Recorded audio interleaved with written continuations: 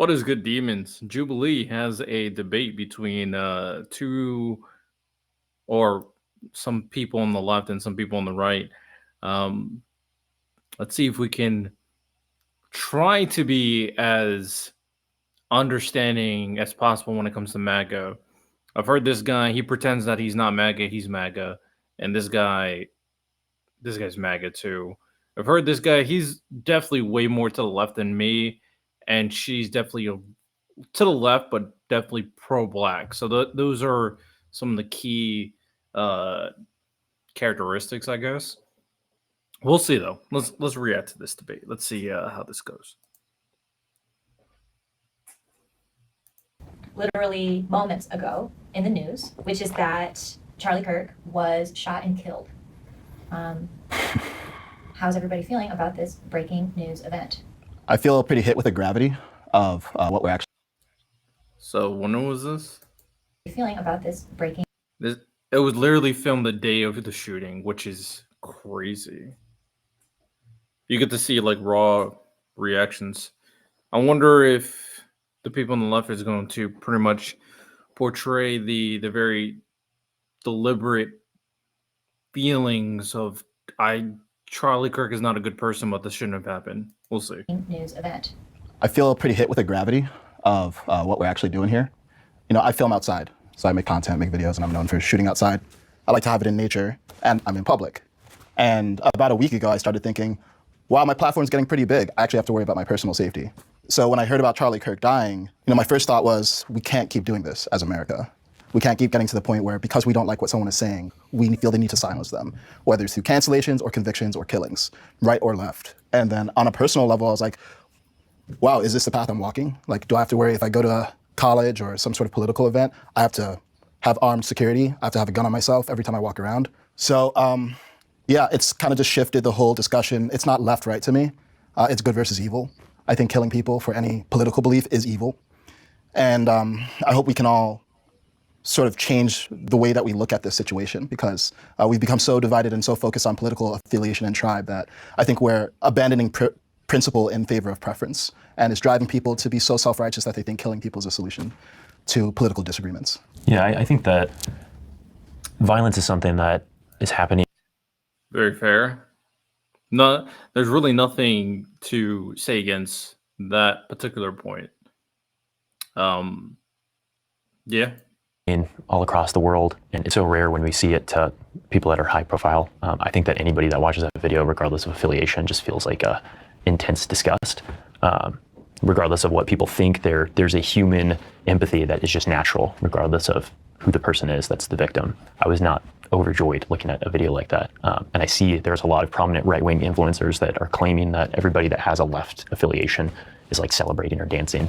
And I think that's a gross mischaracterization. So I just wanted to make that clear. I also know, I heard that you have pretty strong ties with Charlie, so I don't want to cause any, this happened just moments ago. I don't want to say anything that might set off anything. And while I do think that a lot of his views are abhorrent, and I think that he instigates violence in communities, I'm not going to look at that video and say that like that's something that overjoys me, because that's against my values as somebody who cares about human dignity. As someone who... That's a great response. Make it very clear. Honestly, no, that was a good response. I was going to say drive it home, but I think he did a good job. He said he has abhorrent reviews, and his views, you could argue, instigate a level of violence towards certain groups of people. But yeah, that political attack just will never be a good thing, okay thing, acceptable thing. Has spoken to Charlie Kirk, but has never really known him except for by his political beliefs. I noticed that we can talk so broadly and so rashly about people who are distant from us or don't feel connected to us, but we also respond differently based on identity when people are experiencing violence. I think that's something that I really want to bring light to in this conversation. And I think it's also important for us to kind of just like look at how politics have become so saturated with strong emotions. I think that is for a reason that's important, because politics is becoming so in our faces. And I think that as it's important to have these strong emotions, how we guide with and lead with our emotions is also super important. And I think that this is also a reflection of the terrible troubles that are going on. in our country in regards to politics. I think that we definitely need to look on how we can make a path forward that doesn't make people feel that they need to express themselves in these violent ways. I think this is pretty clear. Yeah, I'm sure you have a lot to say. You deserve the space to say that. Just one thing that was reminded of is, yeah, I don't know Charlie as a father. I don't know him as a family man. I grieve for his wife and his kids. That's not something that anybody should have to go through. So that's just another thing. I only know him for his political beliefs and his very flamboyant personality that he showed the world. I don't know him as the family man. To be fair to this guy, from everything I've seen, he's definitely someone who's I think it's fair to characterize him as a humanitarian, one that cares about people individually, their rights and their liberties.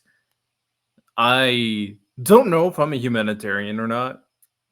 I strive for or advocate for things that are good for people on the broad scale, especially. But I can't say for certain that I care about people's lives individually just cause, right? Because there needs to be a recognition that yes, human life is supposed to be valuable. Yes, if I saw someone in trouble, I would help them. But there's also recognition that there are actors in society who don't share that same sentiment. So you always have to weigh this on a scale on how much energy, how much emotion, how much dignity do you want to give someone who thinks of you as just a dot on a piece of paper. It's a tough equation.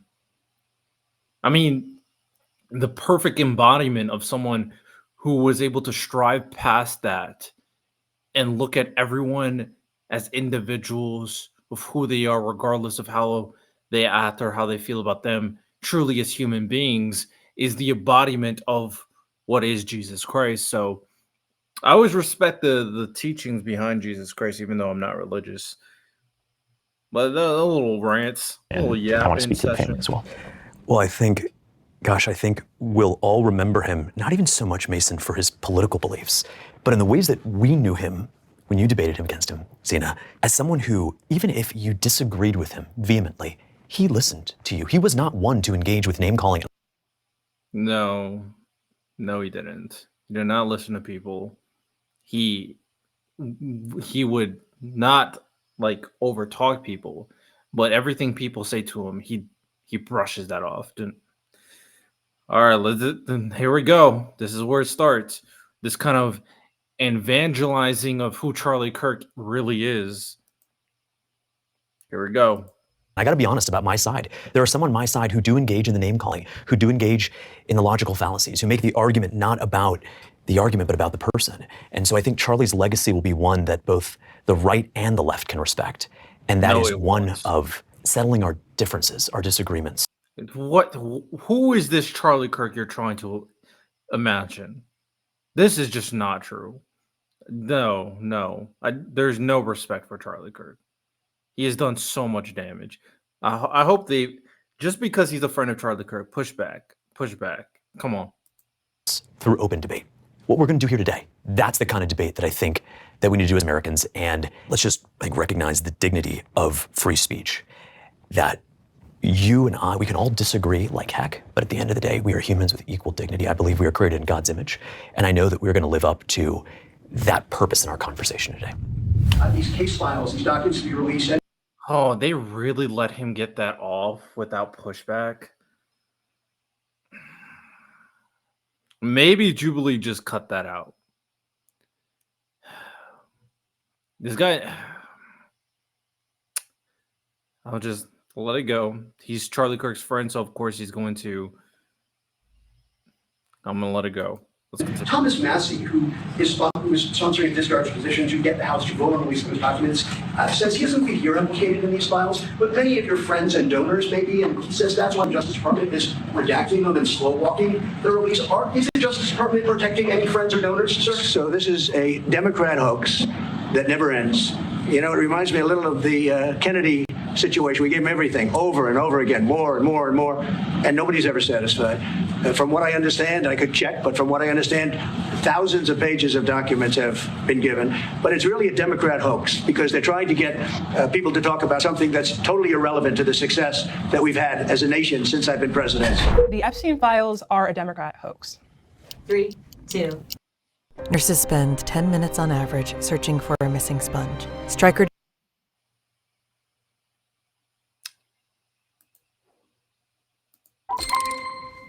I'm curious. Oh my gosh. All right, let's do it. Hear what you have to say. Let's do it. What I think the president's referring to is this newfound interest in No, fuck you. I already hate this guy. Fuck him. He can go fuck himself. It's not. Stop with what the president's referring to. He's not referring to this newfound interest. He's saying that this is an orchestrated attempt by Democrats to create files to use it against Trump. No, fuck you, bro. These people are so bad faith. This is the Charlie Kirk listening that he's referring to, where it's not really listening, it's just coming up with your own delusional truths and reality. Democratic leadership, Nancy Pelosi, AOC, Chuck Schumer, people who didn't speak about Epstein or the victims, people who were actually abused and trafficked. For 4 years, President Biden, Merrick Garland had the DOJ. They could have released these files.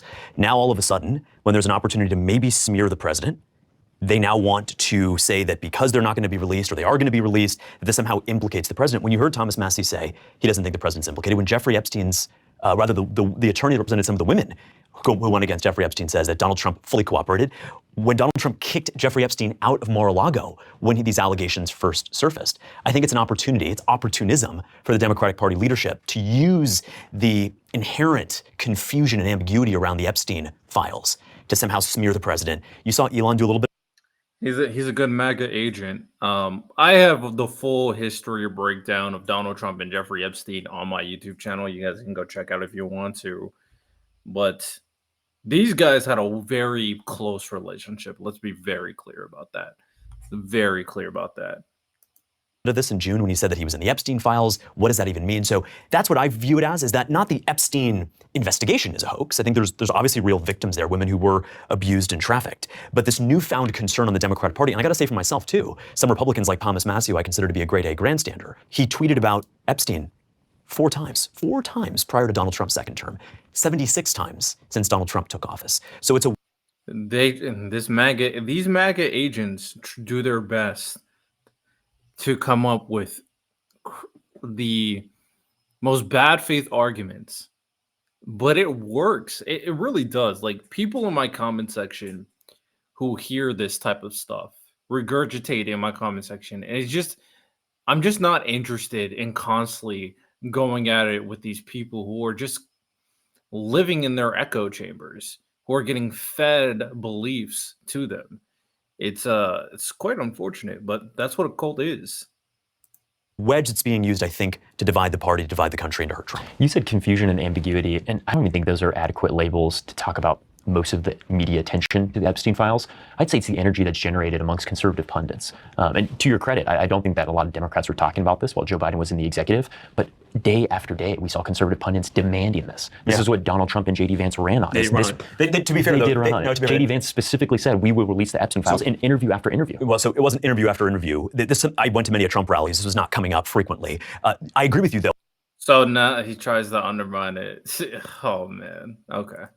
And I do place a lot of blame on the conservative pundits who did want clicks and wanted subscribers and wanted monetization deals. And they perpetuated this. Absolutely. Absolutely. I think where the actual confusion kind of comes from is this idea of like, where is the hoax that we're finding? If we know that Trump ran a lot of his campaign off of, releasing these files, and we also had Pam Bondi, saying that the list was on her desk. And then the DOJ has come out recently to say that they found Trump's name in the files, that we also know have explicit pictures of children inside of them. We also know that the man who is behind all of this, Epstein, is a sexual predator, a criminal. And if we know all these things, if Epstein has referred to Trump as one of his best friends, if they have been exchanging, intimate letters with each other as best friends, if his name is in the files, we know that for sure, because FBI agents were told to comb through hundreds of thousands of pages. And if that information was even kept from Trump for months, just so the administration could figure out what was going on, we know, right, that we have the burden of proof is at the very least on the Republicans and the conservatives, or not the conservatives, but Trump himself, who ran his campaign off of this. And also, buying Windows shouldn't. Man, I miss YouTube Premium, but I'm such a cheapskate. I don't want to buy it anymore. Or I don't want to pay for it anymore. names in the files. I think that's just very clear. First, I'm curious to see if Kaizen gives an actual nuanced perspective here. I think one thing is fair to say is that the Democrats didn't run on this at all. If we wanted to give an honest analysis of the Epstein files, the most likely scenario when it comes to the Epstein files is that more than likely there is no true list of these very predators or evidence of these people being predators or anything like that. More than likely, there's people who went to the island. There's a close association with him. That's why people's name like Donald Trump's in there. There's probably other people's name in there. Nothing is damning evidence to prove any of them did anything, more than likely. If there is, then regardless if there is or not, I need all of it released. I just want to be very clear. I'm just giving you a very nuanced scenario where we can really if we're really having a good faith conversation about what these files are. Now, if there is very damning stuff from there, then I do think there is a want from the Democrats and the Republicans to not want that to get released. The problem with this conversation at the end of the day, and the reason why MAGA is discussing pieces of shit when it comes to this conversation, is because these people ran on it consistently throughout the Biden administration. They complained and bitched about it the entire time, thinking that all of this was going on. The Democrats were hiding it, release the files. They're using this as a campaign strategy to get Donald Trump elected. They created a whole big, huge conspiracy on the Epstein files with Bill Clinton's name in there, Bill Gates' name in there. This is something that Donald Trump will release the moment he gets elected. He gets elected, and we know that his relationship with Epstein's weird. We know that Epstein died while Donald Trump was president. We know all these weird and crazy things behind Pam Bondi's associate with him, behind Donald Trump's former cabinet member, Alexander Acosta's relationship with Epstein. Everything points that Donald Trump had some weird relationship, and all these people had some weird kind of negotiations and handling of the Epstein cases. And the moment it's time to do what you got to do, there's a refusal to release all of the Epstein files, just a refusal. And that's the problem. You made it a big deal. Now you got to pay for it. You got to release it. I'm all for releasing it. Don't get me wrong. And the Democrats know that this is a means to actually use this as a strategy. I was like, okay, release it. Release it, Trump. We know why you don't want to release it. And we know Republicans did care about it. Thomas Massie did care about it. And they're going to use this to attack Trump, because ultimately, when it comes down to politics nowadays, it's not about anything about facts. It's all about imagery. It's about narratives. And the narratives, once the Epstein files is released with Donald Trump's name all over it, will be destructive to his image. It'll be undefensible. So we know the nuance behind it, but the nuance doesn't matter when it comes down to the MAGA administration. So, time to play hardball. That's why the Democrats are trying so hard. It's like, okay, if we're going to play this nasty game of reality TV, I'm game. Let's go. Checkmate. All right, let's hear Kaizen. should talk about what it means to be a hoax. Because I agree with James that this is opportunism by the Democrats, but we should remember that the genesis of this whole situation was Trump was asked in an interview by Lex Friedman, I think it was in October, would he release the Epstein files? Now, that's a far cry from campaigning on releasing the Epstein files. He was responding to a request and he said, yeah, I'd look into it. Then when he entered office, Pam Bondi made a huge spectacle of releasing the Epstein files. I don't know if you guys saw, but there was an event. They brought all these conservative influencers. Binders, yeah. There were the white binders. I thought it was in poor taste. And the expectations were mismanaged because there wasn't much in there. Either she was lying or she was just, it was a moment of incompetence. And that's what I actually think it was. Yeah. And I think after the MAGA movement was upset about this, rightly so, because expectations were mismanaged, then the Democrats smelled blood, they jumped on it. And to the extent that the Democrats are opportunistic and not actually sincere in wanting to get the Epstein files released, because there were 4 years where they were mum to the moment, yeah, it's a hoax in that sense, but I don't think it's a hoax overall. Correct. And we should also be clear, what are we talking about when we say Epstein files? Because these 33 No, you can't play that game where it's a hoax on when it comes down to the Democrats here, because you have to understand that the MAGA also smell blood in the water and also use this as a means, as a strategy to get them elected. You can't play this game where you're using a term to demonize or use it to downplay or at the very least attack the credibility of the Democrats in this instance. Because, like you said, more than likely there's not much in there. But the Democrats never use this. This is a response to MAGA using this. So now you're just being a hypocrite, Kaizen. You're not really playing it fair. You said, oh, they made it a spectacle. Oh, Pam Bondi lied. But then you said, oh, it's a hoax in that sense when it comes to the Democrats. Now, if I'm being fair to you, then maybe you just were using words incorrectly. But ultimately, all of this is a response to the MAGA's intentionality behind the Epstein files. And MAGA wanted this to be the big deal. The Democrats responded to this fact. So you can't make it a hoax. A hoax is something intentional behind one side or behind a particular party. Not party as in political party. Party as in like actor of set thing that they're doing. This is not an intentional act. This is a responsive act from the MAGA hoax of using the Epstein files to get them elected. 3,000 pages of documents. Trump was already listed in the documents that were already public knowledge for years, by the way, because these are documents of all of Epstein's business dealings, everyone that he associated with. Being in the files is not proof positive that you molested children. So there's a different question entirely of what does it say about Trump in the files? Yeah. I think that's the next topic.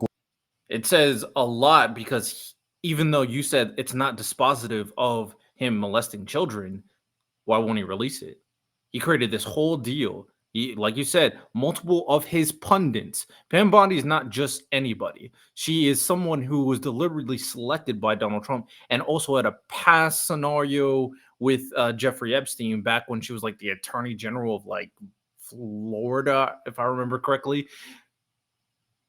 You and your people use this to help Trump. And if there's nothing crazy in there, then why won't you release it? You can't play it both sides. You can't use this as a means like, oh, it's no big deal.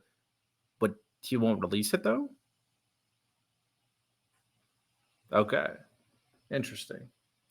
We'll get to, but to the extent that he's talking about the Democrats having manufactured outrage about that, I agree. But overall, this is not a hoax. I don't want to speak for Zena, but I don't think we're going to be the biggest defenders of a lot of mainstream Democrats today. I think that what really is in the files is implications of people in high positions of power that are utilizing their leverage to do terrible things. And Donald Trump is not the sole person in that needs to be implicated. If Bill Clinton is in there, we want to see prosecutions. If there are top Democrat aides in there, we want to see prosecutions. Yeah. We want people to be held accountable in positions of power. It's not about political affiliation. But we know that Donald Trump is intentionally trying to spin this. He could very easily let this go away by just saying, I'm letting the Department of Justice handle it. We're not talking about it any further. But his insistence to either cast blame or throw it to other people or to inflate things that are not true by saying it's the Democrats that did this, they've been lying about it for years. It's the constant goalpost moving that is very clear to the American people and why I think a lot of Republicans are very pissed at MAGA. And just to be clear, I don't view this as like Republicans and Democrats. Not at all. I honestly, not even Also, just this I'm issue. not registered as Democrat. Yeah, I mean, I hate the labels. I realize we got to talk about it. It's good for marketing. I just hate it. It's like, I'm a guy who voted for Trump. I also voted against him the 2 prior elections. But I don't give a shit. You're defending MAGA now. You're MAGA. I don't give a fuck about anything else you did before. I'm be honest. The extent that we're talking about the Epstein case, just to clarify, we already knew Trump was in the Epstein files. He's been there for years. We knew he flew on Epstein's private jet. It appeared that he never flew to the island, but yeah, we knew they were friends. There's nothing. No.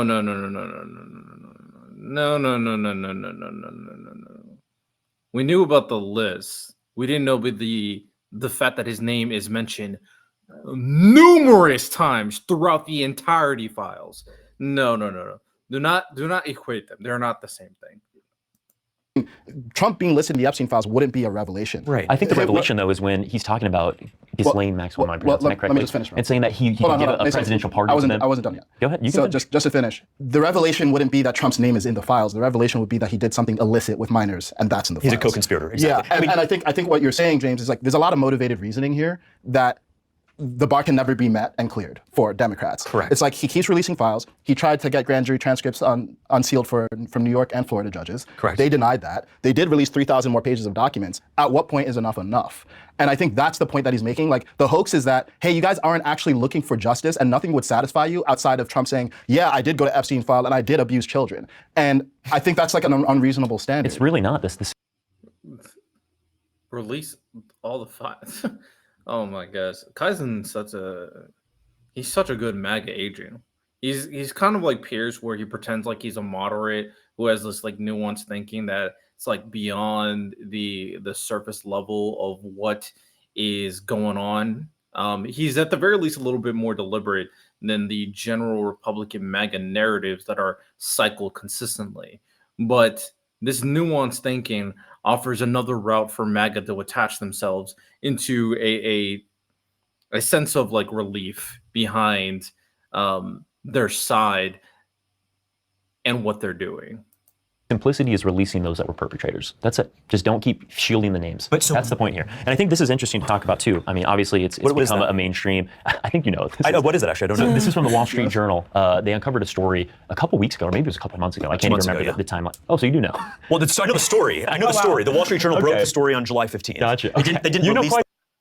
So yeah, it's like there is a lot of crazy things about Donald Trump and his messaging to Epstein and things that he said to Epstein, including that document right there. But Kaizen tried to play this stupid fucking game about, oh, we knew his name in the file because of that flight log list that had a bunch of names on there. So like, it's no big deal. And he kind of released some other stuff, even though that was already public knowledge. So like, what do you guys want? Oh, the stuff that he won't release. We want that. We want the stuff he won't release. The stuff that showcase Donald Trump's weird fucking relationship with Jeffrey Epstein. That's what we want. Now, does it implicate him for being a PDF? Probably not. But does it ruin his credibility? Yeah, it does. Yeah, it does. A bit of the details then. Yeah. I mean, of course. Yeah. Yeah, they didn't release the letter. This was gotten by the Oversight Committee. And I hear a lot of Republicans saying that this isn't him. The president has denied that it's authentic. He said that this is another part of the Democrat hoax, this fake story. I really don't care about this paper in particular. I know it's getting a lot of media attention right now. But when you see like the man that Donald Trump is, we can all acknowledge that this is not a man of traditional conservative values. I mean, this is a man who's been in multiple marriages. He said that he would have sex with his daughter if he wasn't related to her. He said that he'd grab women by his genitalia, bragging about that to a news reporter. I think we can all agree that this is not the epitome of what conservative traditional values would be. The epitome of conservative Christian values is not to judge somebody by their worst mistake from 20 years ago, whether or not they actually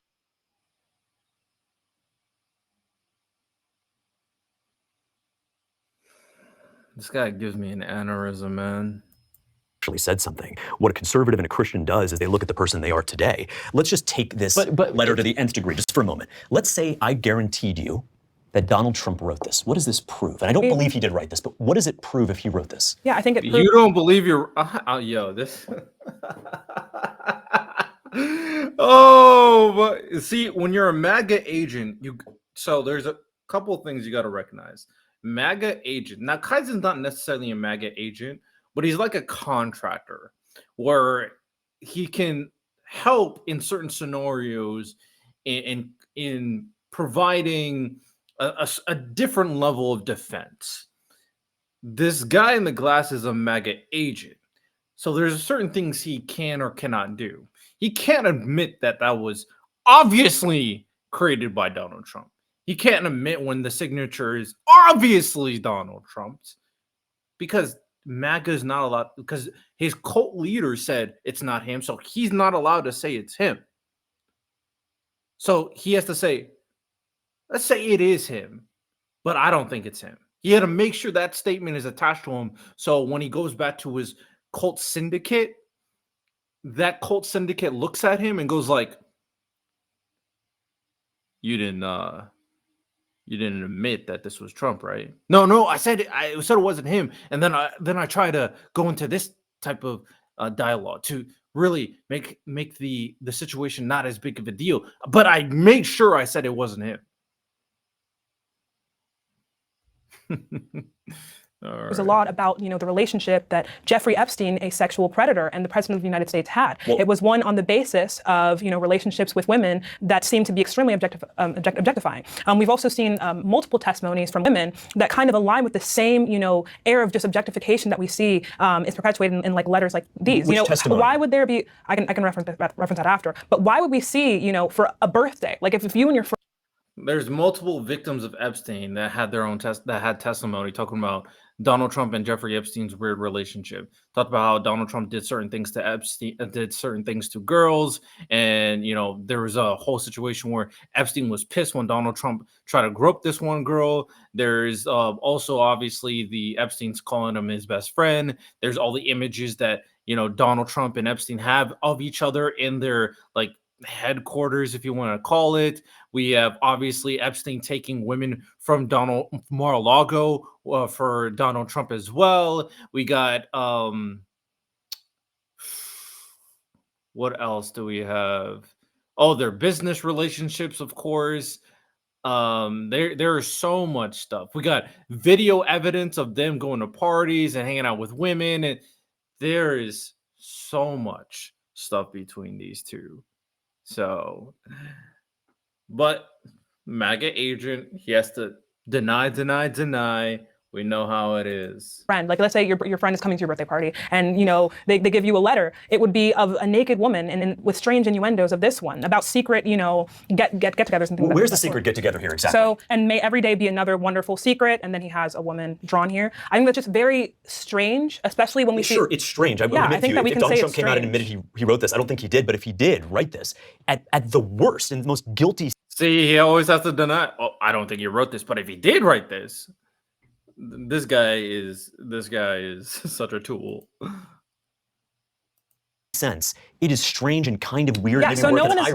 It's not a smoking gun. This is just an additional piece of a broader narrative that Donald Trump has proven himself to be. Trump might be a pig. It doesn't make him a pedophile. This letter doesn't prove. See, there we go. Now we got Kaizen, who's allowed to say, yeah, this is him. But he offers a different defense. Either. I don't think anyone's trying to say that. Yeah, he's also a sexual assaulter. I'm not even clear why we're talking about this when this is actually about the release of the Epstein files. But if you constantly have signs, right, that are buzzing around this picture, we have to take note of that if we're examining this issue in good faith. Trump has continuously over the years proven to speak about women in objectifying ways. It's strange, it's peculiar, and he had a close relationship with a sexual predator. Okay. That is very absurd, and I think that we need to note that. And this is another thing that shows us, the ways in which Donald Trump might view women. To me, this doesn't really do much for the conversation. Honestly, it's like it's a bit of a pop culture piece, and it's interesting. It doesn't tell me anything about what we actually need to be doing about the Epstein files, which I think is the most important thing. It tells you that there is obviously information in the Epstein files that don't want to get released because there's a weird relationship between Jeffrey Epstein and Donald Trump that he doesn't want to get out there. Does that mean that there's evidence of him doing stuff to little girls? Probably not, but is there stuff in there that could showcase him and Epstein's weird, disgusting relationship? Of course.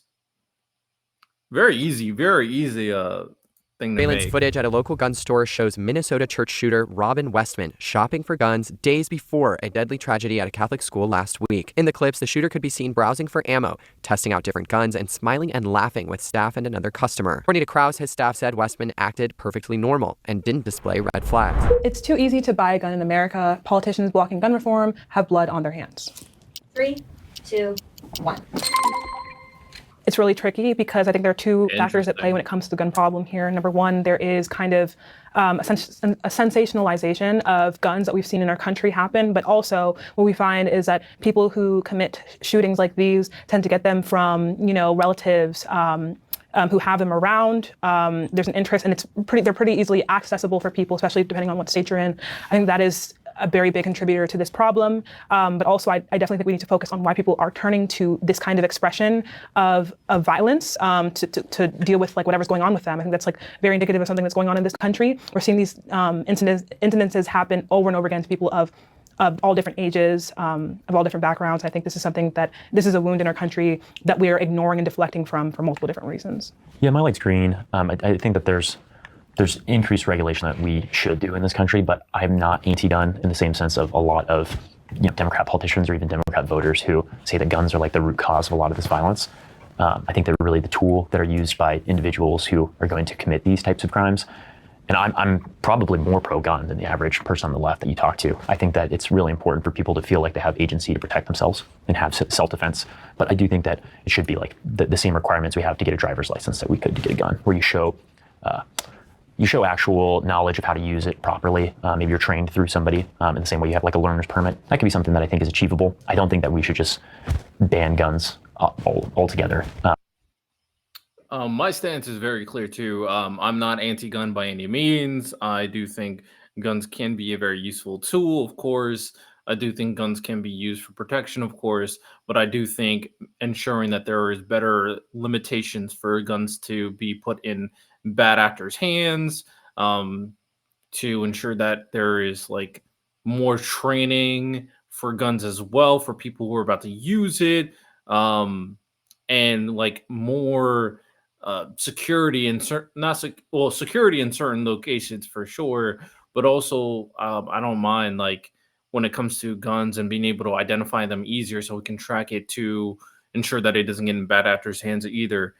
I think there's just a lot of good reasons or good policies we can put in place to ensure bad people don't get guns, to make it very difficult for them to get guns. I think that that's kind of like a fantasy that folks have, is just being able to remove guns. Sure, that'd be great if we could erase them with a snap, but it's not possible. I agree. I mean, I think if you're concerned about fascism, you probably want guns. And I find that many of the people who are concerned about the overreaches of the government seem to want to ban guns, but guns are how you prevent overreaches of the government. So I think it's the Second Amendment for a reason. The Second Amendment is there to protect the First Amendment. Now, I do think guns, as noted, are just part of the problem, and I think honestly downstream of the primary problem, which is mental illness, or I just call it evil. People wanting to do evil things. Like, why are people wanting to do evil things at all? Now, obviously, if someone wants to do an evil thing, having a gun creates more lethality. They can do more, but these people want to kill people, and we need to figure out, why do people want to kill people? Whether it's for political reasons or they want to shoot up a school, like what is going on? And I think we have a very deep mental illness crisis in this country. I don't think it's well understood at all, actually. You could have no guns and still have crazy people who want to hurt each other. So we got to figure out what's going on there. We can do both, because the mental illness stuff is much more complicated, and it does derive for things that we can understand. Loss of value, being kind of dictated or at the very least forced into certain very, very toxic circles on certain parts of the internet, certain resources not being given because of like lack of funding and lack of food. There are so many things you can attribute to making a lifestyle more difficult, leading into these mental illnesses. And even when a lifestyle is not difficult, there is also a loss of value and meaning that people need that are not getting it and are turning into evil people, as Kaizen was talking about. Number one type of gun violence in America is at the hands of a handgun, not at the hands of a AR-15 style rifle, whatever that means, or This is such a dog shit argument. This is such a stupid fucking argument. Oh my god. This guy is just a prototypical Republican talking points MAGA agent. He has nothing substantive to say. Shotgun or anything like that. It's a handgun. It's 2 out of 3 gun deaths in America are suicide. So quite literally, 2 out of 3 gun deaths are a mental health issue. Now, I guess the question is, if you could take one gun off the streets, if you could delete one gun, what would it be? Well, I understand the total statistics, but when we look at these mass shootings, I mean, the only way that they are possible is the lethality of that particular weapon and what it's capable of. What do you mean by that? I mean, you can't fire a pistol into 50 people, or like in Las Vegas, where somebody is from the top ranks just unloading into 600 American citizens. That's not possible with a handgun. Why would that not be possible with a handgun? You think you can hit 600 people? Are you a fucking moron? Oh my god, this guy is so fucking annoying. Oh my goodness. These are not good questions. These are not inquisitive questions to grow the conversation. These are condescending questions to try to find a hole in the argument that is being made. It's so this guy is a piece of shit. I'm not gonna lie. Well, before Well, you're able to get he taken wasn't down. aiming to hit 600 people. He just sprayed. I mean, there's no, Right, there's technically but no you can't reason. spray with the Oh, when you say a handgun, I mean, look, there's a 9mm round can go into an AR-15 style rifle, it can go into a Glock, as well. What argument is this moron making? What are you talking about? Oh my God. The truth is that handguns kill more people than rifles. That's just a fact, by about 50 to 1. For 50 gun deaths at the hands of a handgun, only 1 will happen at the hands of a rifle. Well, if we look at the problem of school shootings, what type of gun is most likely to be used in something like a school shooting? Oh, I agree with you. Or like a mass shooting. I agree, right? but what percentage of gun deaths are school shootings, mass shootings? Yeah, of course. Oh my God, this guy, I can't watch this anymore. I hate people like him. I hate people like him. So this is my issue, right? He's using numbers not as a means to understand and push the conversation forward. Use it to defend a stance that is indefensible. The statistic when it comes down to handguns and suicide is correct for sure. And I do think there's a conversation with like mental illness, of course, as well as parental safety to ensure that this gun does not get into the wrong people's hands, as well as like, getting this gun from like private sellers. Like that also goes into like ensuring that there's a certain level of mental security for these people to have these guns. A different conversation. Interesting conversation, different one. However, that doesn't change just because that is a larger statistic doesn't make that the severity of the statistic of the mass shooting not severe. Because when it comes to statistics, it's not a comparison analysis. And if we're doing a comparative analysis, the comparative analysis of mass shootings in America compared to basically every country and definitely every developed country is gigantic. This is a percentage, and this is a number that should be declining. Mass shootings is not a common feature in the first place, but just in general, the fact that a uncommon circumstance is happening more often in America compared to so many other places is not good, and it's not dwindling. It's not declining. Anytime you have a bad circumstances that is problematic, for example, when you have something like a deadly disease, immediately you want to go out of your way, like if it's like polio, you want to ensure that that polio deadly disease constantly declines every single year until it's basically 0%. The issue when we're talking about mass shootings is when percentage wise it does not compare to other gun deaths, but it is a very terrible circumstance that the number of people that are losing their life and fearing for their lives should not have this level of worry. And this is a statistic that should be constantly going down. And we should do our best to ensure that this terrible circumstance is as difficult as possible to occur in America moving forward. But Republicans like this piece of shit, what they do is that they muddy the conversation and don't have really any interest to try to fix the mass shooting issue. They say mental illness, but they have actually no way of dealing with the mental illness issue. They have no solution. They have no policy or law. In reality, they don't want to fucking fix it. They just don't want you to take their AR. So statistically, mass shootings is a terrible statistic, and it's high for the infrequency that happens regarding mass shooting. For a circumstance that's super infrequent, it's too high of a number. Okay? We want that number to be 0 or as close to 0 as possible. All right? What the ways we can get it to as close to 0 as possible is gun reform. And there's different types of gun reform, as well as fixing the mental illness issue. So you could tackle both. The gun reform thing is quicker, and you can kind of attack it immediately. The mental illness situation is much more complicated and takes a societal change from the ground up to really do anything substantive. Because like Kaizen said, we don't really know what is the best way to solve this issue in America. So do I want to keep watching this? Because this guy sucks. This guy sucks. I hate hearing him talk.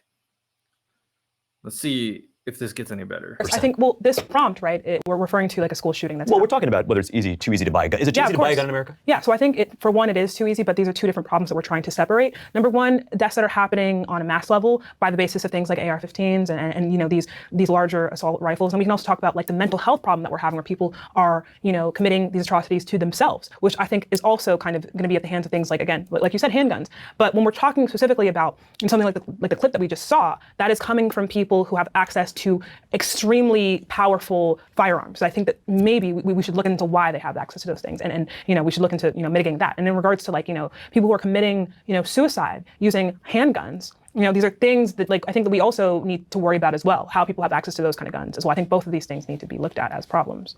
I agree, and I think there's kind of two conversations happening right now, because James, before you mentioned the difference between handguns and ARs, no one was really talking about that. We were more talking about should people have access to guns, period. And there's a different question of, if you have access to guns, do you have access to all guns? Is it, you know, some sort of psychological competency test that you need to pass before you get an AR-15 versus I don't a believe handgun? so. Yeah, so I'm actually curious to hear your perspective on people's access to guns more generally, because if we have a mental health issue, part of the problem is we need to solve the mental health issue, obviously, but do you think there should be more strict requirements on people passing some sort of test before they get access to any gun?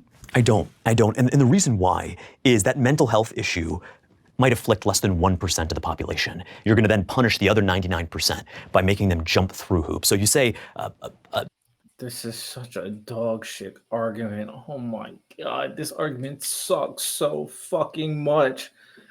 Oh, let me continue, psychological bro. competency test. Well, if you're a single mom on the east side of Baltimore and you're living in an under-policed area and there are active threats to you and to your children, you don't have time to take off of work and to go pay a psychiatrist to go administer some tests. It's a hurdle. How is that weapon going to be effective if you don't know how to properly use it? Well, so there's 2 points Just there. as a deterrent? Well, no, but there's 2 points there. Yes, actually, in most cases, weapons are used as deterrents. 9 out of 10 times, according to the Department of Justice, the weapon doesn't actually even need to be fired for it to be a successful deterrent. If someone's running after you, simply taking out your gun and pointing at them. The second is it's not actually all that difficult to use a handgun. And I guess the third point.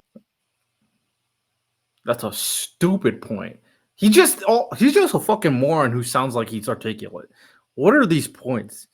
He just looks up Republican talking points and just regurgitates them. Is this idea of mental health checks is in effect a barrier to gun ownership, which is in effect a barrier to the ability to defend yourself. I think that people who want to use guns. Ask this piece of shit, how do we fix the gun issue in America then? What is the solution? Oh, I know what it is. Give everybody guns and it will get fixed. I guarantee that is the solution. If everybody has guns, we'll have no violence. It's just not a serious conversation. At the end of the day, this guy, he has nothing of value to say. I'm not gonna lie. There's nothing valuable for him to say. And honestly, he's just like Charlie Kirk in the sense that he thinks he listens. He doesn't. He just waits to respond. That's the best way to characterize it. I don't know if I can finish this. Is there anything like there's some really good topics, but I can't physically listen to such a fucking stupid point. And it's kind of irritating to me that like this guy in particular, like she's doing pushback. She's doing her best. But he's like when I hear him when I see him on social media, it seems like he's much more aggressive, right? But right now, he's just kind of playing it safe because he's Charlie Kirk's friend. Fuck that. What is this? National Guard, Venezuela drug boat, mocking the president, Jubilee in politics. I don't think I can physically finish this. But that said, hope you guys enjoyed. Y'all have a good one. Take care. Peace.